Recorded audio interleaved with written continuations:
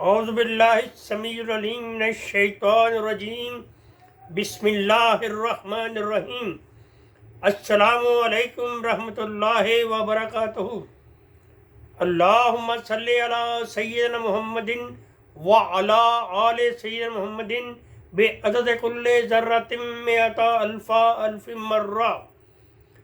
اسلامی سال کا پہلا مہینہ محرم الحرام کا بابرکت مقدس مہینہ ہے۔ اس ماہ مقدس میں سن ہجری سال تبدیل ہوتا ہے۔ لفظ محرم حرم سے ماخوذ ہے، جس کے معنی عزت و احترام کے ہیں۔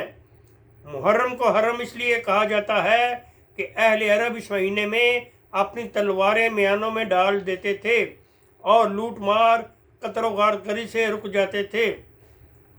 زمانہ جاہلیت میں بھی لوگ محرم الحرام کا احترام کرتے تھے اور اس مہینے میں کسی انسان کو قتل اور جنگ و جدال کو حرام سمجھتے تھے۔ اللہ کے محبوب حضرت محمد مصطفیٰ صلی اللہ علیہ وآلہ وسلم کی آمد کے بعد اسلام میں اس مہینے کی حرمت اور عظمت زیادہ ہو گئی۔ قرآن مجید میں ارشاد ربانی ہے کہ بے شک اللہ کی کتاب میں اللہ کے نزدیک گنتی کے مطابق اس وقت 12 مہینے ہیں۔ جب سے اس نے آسمان زمین بنائے ہیں، ان مہینوں میں 4 حرمت والے ہیں۔ یہ سیدھا دین ہے، تو ان مہینوں میں اپنی جانوں پر ظلم مت کرو۔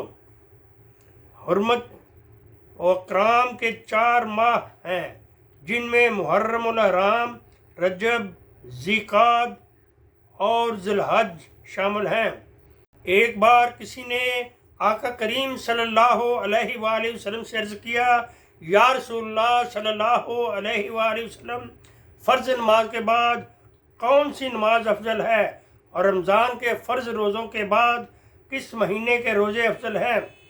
سرکار دو عالم صلی اللہ علیہ وآلہ وسلم نے ارشاد فرمایا کہ فرض نماز کے بعد سب سے افضل نماز نماز تہجد ہے، اور رمضان کے فرض روزوں کے بعد سب سے افضل روزے محرم الحرام کے ہیں۔ حضرت علی کرم اللہ وجہ الکریم سے مروی ہے کہ نبی اکرم صلی اللہ علیہ وآلہ وسلم کا ارشاد ہے، اگر تو رمضان کے بعد روزہ رکھنا چاہے تو محرم کا روزہ رکھو، کیونکہ یہ اللہ کا مہینہ ہے اور اس میں ایک ایسا دن بھی ہے جس میں اللہ نے کچھ لوگوں کی توبہ قبول فرمائی اور کچھ لوگوں کی توبہ قبول فرمائے گا۔ ایک اور جگہ نبی کریم صلی اللہ علیہ وآلہ وسلم کا ارشاد ہے کہ جو شخص محرم الحرام کے روزے رکھتا ہے، اسے ہر روزے کے بدلے 30 روزوں کا ثواب ملتا ہے۔ اس لیے چاہیے کہ اس حرمت والے مہینے کا احترام کرتے ہوئے زیادہ سے زیادہ نیکیاں کمانے کے لیے اس ماہ مبارک میں روزہ رکھنے کا اہتمام کرتے ہوئے حقوق اللہ اور حقوق العباد کو ادا کرتے رہیں۔ شاید زندگی میں دوبارہ یہ ماہ مبارک نصیب نہ ہو۔ وآخر دعوانا ان الحمد للہ رب العالمین۔